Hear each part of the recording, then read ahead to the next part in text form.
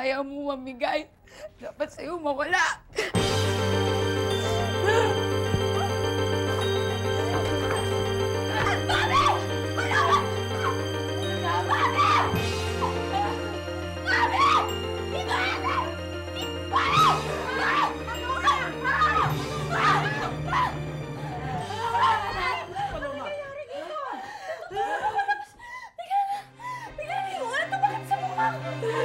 Anong ginagawa mo?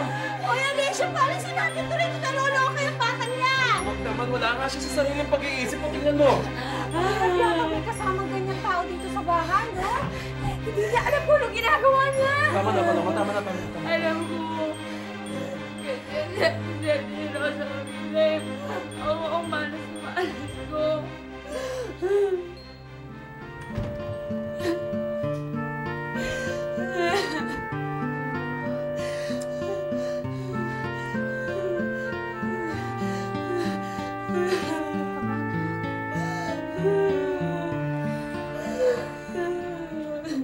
Mami, kinakalaban mo ba talaga si Daddy?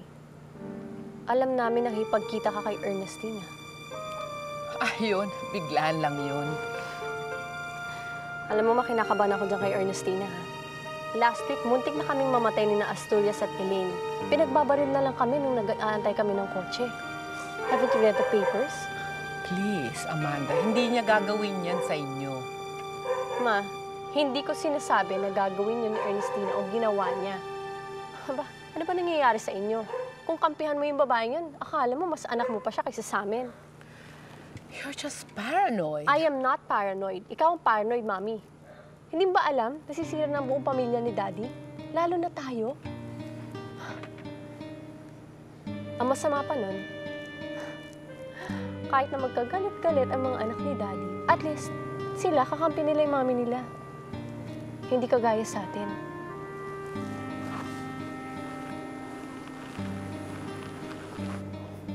The question we administered to the participants. Sorry po, Senator. Halika! May sasabihin po sana ako, Senator. Kung ano yun? Wag po sana makakarating kay Ma'am Iluminada at Ma'am Ernestina. Pero nasa amin po si Paloma. Ha? Ah? Hindi ba ginalugad ni Ernestina yung buong bahay ninyo ng isang buwan at hindi nila nakita dun si Paloma? O paano?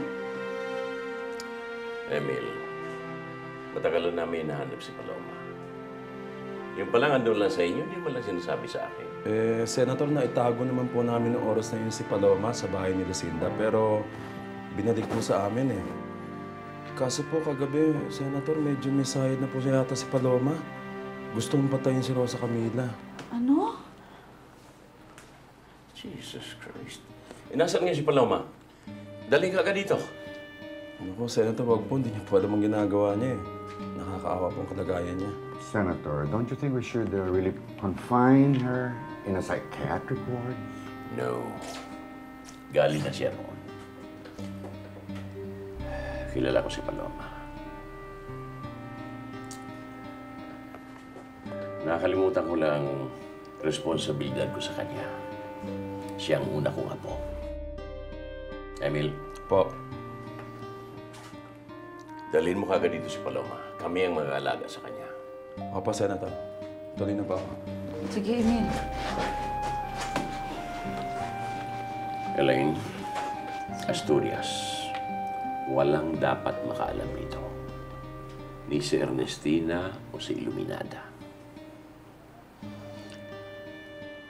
Mamamalagi dito si Paloma doon sa kwarto niya habang nagpapagaling siya. At kung andito si Ernestina at si Iluminada, laging nakasusi ang kwarto niya. Yes, Senator. Oh, where have you been? Sumasakit na yung tiyan nito, dadalhin ko muna sa ospital. Naku, sorry. Ang dami ko kasing trabaho ngayon eh. Ang daming business deals na hindi pa tapos hanggang ngayon. Phoebe, what's wrong? Hindi ko alam. Bigla humilab. Ha? I don't know. Oh my God. Are you okay? Wada, kanina pa tawag ng tawag si Attorney Dulid. Yung pangalan daw na pinapahanap mo, nakita na daw niya kung ano man ang ibig sabihin mo. Okay. Pakisabi na lang, tatawagan ko na lang siya ulit. Okay. Anyway, susunod ka na sa Sige, hospital. susunod ako. Sorry, Phoebe, ha? Ingat. Look at them! Ang saya na nila, no? Eh, ikaw, kailan ka naman magiging masaya? Malapit na. Bakit naman pati tayo kailangan itakwil pa ni Daddy? Hindi ka naman tinakwil, Ernestina. Gusto ko lang makausap. Ayaw mo kasing makipag-usap, kaya pati tuloy ako 2 araw nang hindi nakakauwi sa bahay. Mami, kapag nagkausap sila ni Ernestina at nalaman niya ang extent ng mismanagement sa shipping, aba, goodbye first family na talaga. Hindi ba siya nagpatanggal sa pagiging presidente, Ernestina? Hindi ko kayang kalabanin si Daddy. Ernestina, ang tingin sa'yo ni Daddy, may nalangyam siya. So ngayon, ang turing niya na sa'yo, kalaban. Ngayon, hindi ko sinasabing kakalabanin natin si Daddy. Ang sinasabi ko lang, dapat siguro magsama-sama tayo. Lalong-lalo na ngayon, napabagsak na ang mga negosyo ng Montemayor. Baka yung mga natitirang pera ni Daddy, ibigay pa niya doon sa pangatlong pamilya. Alberto, anak, hindi pa naman ganun ang sitwasyon. Ganon ang sitwasyon, Mami. Maghintay lang kayo. Babalikan at babalikan ni Daddy ang si Tita Alicia kapag nanganak na yan si Rosa Camila. Pagkatapos, yung pangatlong pamilya mangingibabaw sa atin. Ang ba gusto niyo? So, kaya nga dapat tayong magbuklod para mapabagsak yung pangatlong pamilya. Ngayon, kung pangangalabang kay Daddy ang tawag niyo ron, so, be it. Ito lang ang tanging solusyon para hindi na naman tayo maapi. Tama ka. Kailangan na nga tayo mamili. Ayusin na muna natin mga bagay-bagay, tsaka ako nangarapin si Daddy. Sorry po sa mga nagawa ko. Pati kay Rosa Camila. Iha, ako ang dapat humingi ng tawad sa iyo. Dahil napabayaan kita. But this time, I promise you, I will personally take care of you like what I did for Lucinda. Thank you, Daddy.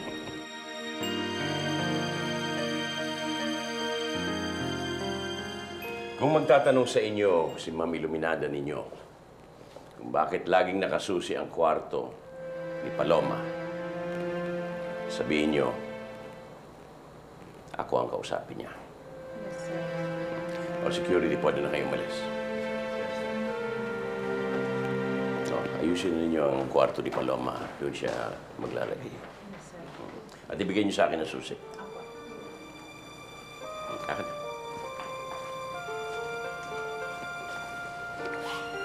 Iha, this time, please cooperate with me.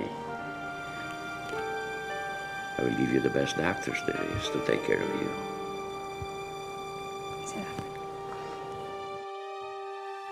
Pinareview ko na po sa mga civil at structural engineers natin ito. Mahal talaga ang presyo ng simento at hindi pa maganda ang quality ng unang batch nito. Sige, sabi ko kay Mr. Locsin, bigyan mo sa akin lahat ng studies niyo. Yes, sir. Okay. Thank you.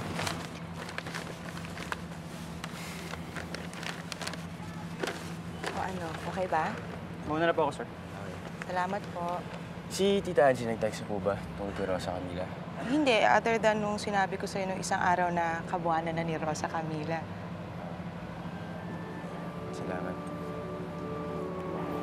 Carlito, hindi ba kayo nag-uusap ni Rosa Camila? Nagkita na kami. Tama na yung Tita Doris. Tsaka, mahal ko na rin yung anak ko kay Phoebe. Eh, si Phoebe, mahal mo na ba?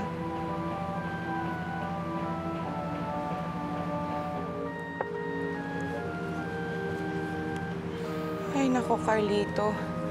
Bakit ba pinapahirapan ninyo ang mga sarili ninyo? Tita, talagang wala na po. Sinubukan na namin pero talagang hindi na pwede. Siguro mabuti na rin yung gantong magkaiwalay kami.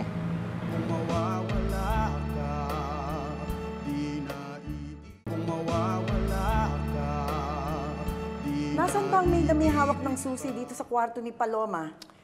Iniiba mong usapan, Luminada. Nasaan sabi si Ernestina? Hindi ko alam, Leandro. Sinungaling. Pinagtataguan niyo ako mag-ina. Walang dapat itago si Ernestina sa'yo. Bumabagsak ng mga kumpanya natin dahil sa kaparaan ni Ernestina sa shipping. Kung sino pang itinuturing na unang pamilya, kayo pang sisira sa buong pamilya. Kasalanan mong lahat ito, Leandro, dahil nangailangan ka pa ng pangalawa at pangatlong pamilya. Ano ba? Kung ayaw magpakita sa akin ni Ernestina, huwag na lang siyang magpakita sa akin kahit kailan. Leandro!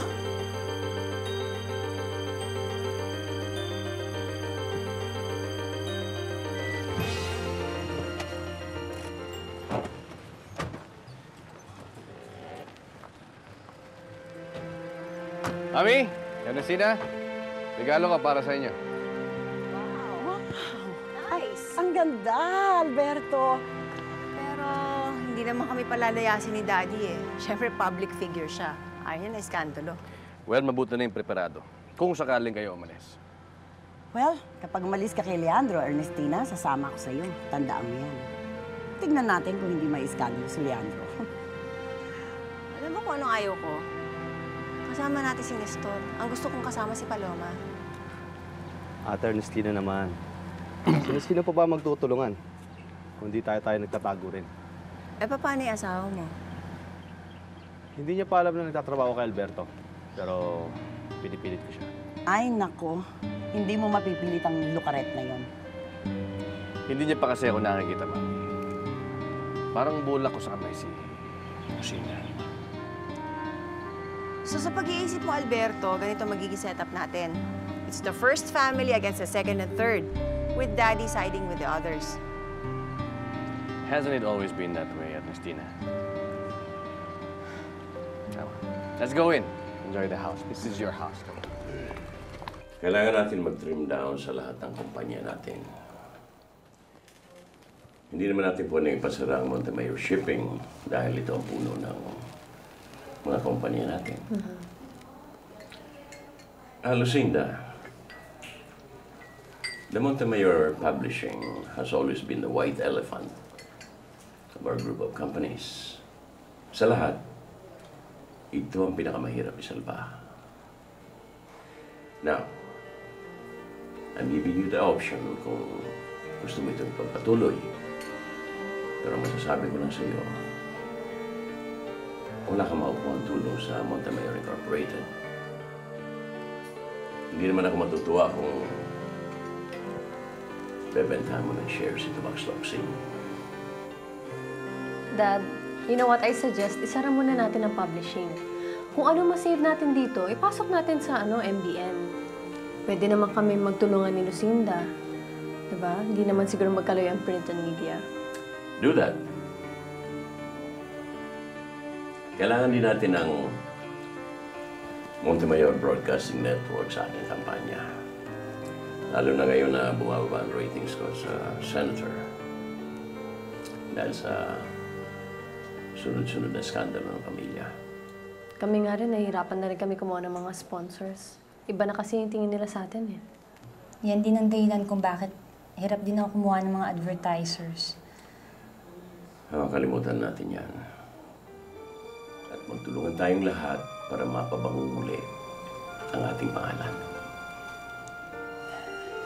Ang problema na lang natin sa ngayon ay kung sino mga ngasiwa sa Montemayor Shipping ngayong wala na si Ernestina. I have a name in mind. Mawawala ka, di na iibig pa. Mawawala ka, di na iibig pa. Kapag nakuha natin majority of votes ng mga stockholders, hindi na siguro sasalungat si Daddy. Amanda, I'm sorry. Pero hanggat di kami nagkakaayos ni Leandro, ayoko muna makisali dyan para hindi na lumaki ang gulo. Tama si Ate Amanda. Meron tayong share sa shipping ng Montemayor. Ate, ipaglalaban ko ang karapatan namin. Kaya kung mayag man o hindi si Daddy, ilagay mo ang pangalan ko sa posisyon na binakante ni Ate Ernestina. Kinausap na ako ni Atty. Asturias at sabi po ng board, Nagpapaharap na sila ng bayan doon sa dalawa nating bagong barko. Yung kabibili pa lang ng ating shipping lines. Ha? Nasayang lang pala yung mga pinaghirapan ko. Magde-default na po tayo ng payment doon sa dalawang barko. Kahit kaysa lumaki ang utang natin, na-desisyon na ng board na benta na lang natin. Nagdidesisyon na pala si Amanda at saka si Daddy nang wala ako. Sige, salamat ah. Huwag mo na lang sabihin sa kanila nag-uusap tayo. Sige po.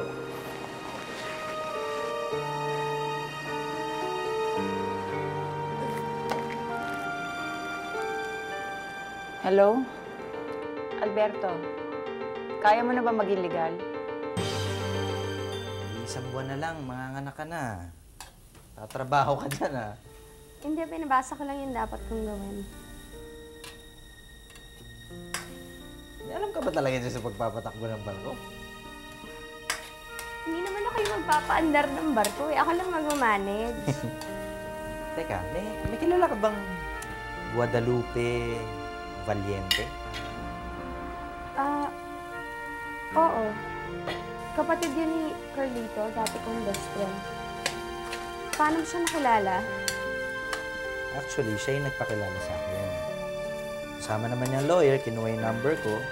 Meron daw silang proposition for catering business. Ayun, nagulat na lang ako. Nag-text sa akin yung Guada. Sinabi mo bang magkaibigan tayo? Hindi ko naman kailangan sabihin. Wala naman akong interest din na maging kaibigan siya. May bisita ba tayo? New friends, old friends to you. Aho! Mga bagong business partners ko. Sir, nandiyan na po yung hinihintay niyo. Papasukin mo sila.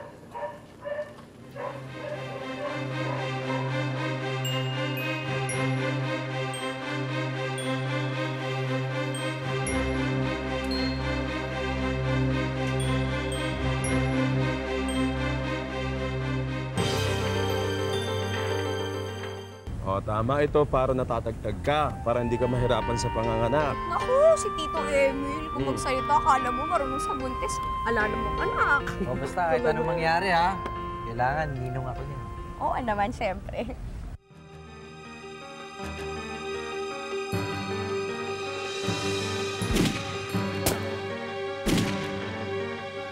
Dali! Tingnan nyo!